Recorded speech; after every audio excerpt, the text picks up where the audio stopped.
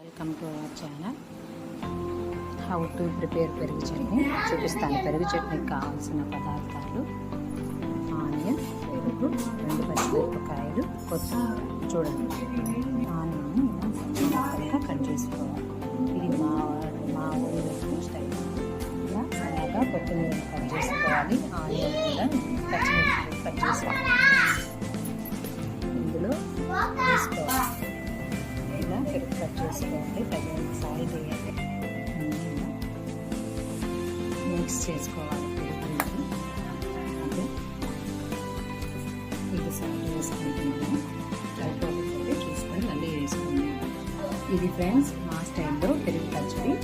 ఇది బిర్యానీతో పాటు సర్వ్ చేసుకుంటాను. ఇది చూడండి ఎలా ఉందో.